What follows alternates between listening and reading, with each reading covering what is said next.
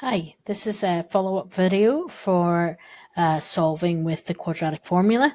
This is the second for the second knowledge organizer, how to realize if you are going to have any solutions or not. So we are still using the general form of a quadratic formula, ax squared plus bx plus c equals 0. We're still going to use the quadratic formula of minus b plus or minus the square root of b squared minus 4ac all over 2. Now what we're going to look at today is what happens if there are no solutions, or how do you know if there are any solutions. So in the previous video, the two examples that I did, they both had two solutions, what we call two real solutions. Today we're going to look at something where they don't have a solution, or they don't have any real solutions that can be worked out at this moment.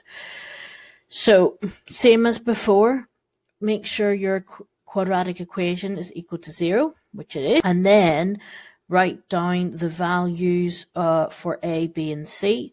So a is the first term next to the x squared, so I know a is 2.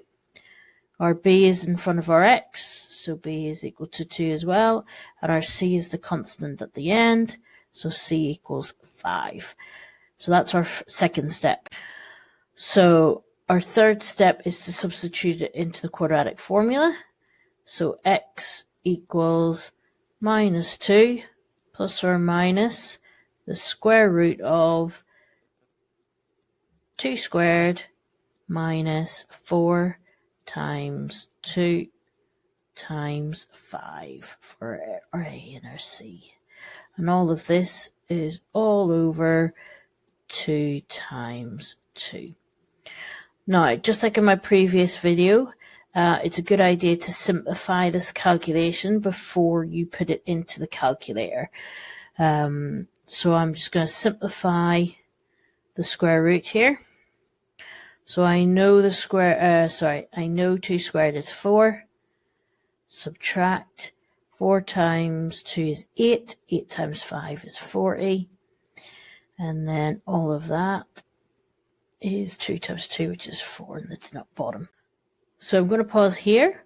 So if you notice, this is the most important bit, because if I work out that square root, 4 subtract 40 is a negative answer. It's negative 36. And that means we are trying to work out the square root of negative 36. Now we know this is not possible, because there's no way of squaring a number and creating a negative sign. Because when we square 6, positive 6, we'll get 36. And when we square negative 6, because it's negative 6 times negative 6, that will give us, again, positive 36. We cannot do negative 6 times positive 6. Positive 6. As this would not be squared, because squared means multiplying the same number twice, and these are two different numbers. Now, if this is not possible, that means it's not possible for us to work out this answer, and that means there are no real solutions. So for this equation, there are no real solutions, because you cannot square root negative 36. And that's how you prove an equation has no real solutions. Okay, hope this helps. Have a go at the knowledge organizer. Thank you.